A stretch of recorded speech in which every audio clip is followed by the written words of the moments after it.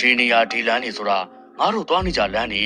ငါတို့စောနာကဖြတ်ခဲ့တဲ့အိမ်ဆိုရင်ဥမိုင်းတို့မိသားစုနေကြတာအခုတော့အကုန်လုံးတေးကုန်ကြပြီထင်ပါရဲ့ကွာတယောက်မှကိုမတွေ့တော့ဘူးနေချင်းညာချင်းရွာပြက်ကြီးကိုဖြစ်သွားတော့တာပါပဲဒီလိုနဲ့ပဲမိုးရဲရေထဲကိုအတင်းတော့ဝင်ပြီးရွာနောက်ပိုင်းစီကိုရောက်ရှိသွားတဲ့အချိန်မှာတော့ဖုတ်လေးကနေတိတဆိတ်ပုံချောင်ထွက်လာခဲ့လိုက်ရင်ရာအပြင်ကိုထွက်လာခဲ့လိုက်ကြပါတော့တယ်လမ်းတစ်လျှောက်လုံးဘာအန်ရီမှမကြုံတွေ့ရပြီမဲ့တုတ်တန်ကြောင်းနာကိုရောက်တဲ့အခါမှာတော့ဖုတ်ကောင်လေး၄ကောင်၅ကောင်လောက်နဲ့ရင်ဆန်လဲရပါတယ်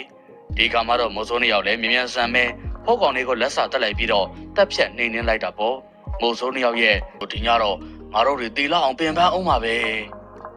အဲ့ဒီခါကျမှမိုးစိုးသူတွေလည်းဘေးပက်ပက်လေးကိုစိတ်နဲ့လူငယ်ပြန်ကက်သွားခဲ့ပြီးပတ်ဝန်းကျင်ကိုသတိထားပြီးကြည့်ခဲ့လိုက်တဲ့အချိန်မှာတော့လူသေးအလောင်းကောင်လေးပြန်ကျဲနေတာကိုသတိထားမိသွားပါတယ်ရွာထဲကိုဝင်လာခဲ့တဲ့တခြားလုံးတတ်မဲ့ဖြတ်မဲ့တကယ်ကဲဖြစ်နေတဲ့စိတ်လဲအခုချိန်မှာတော့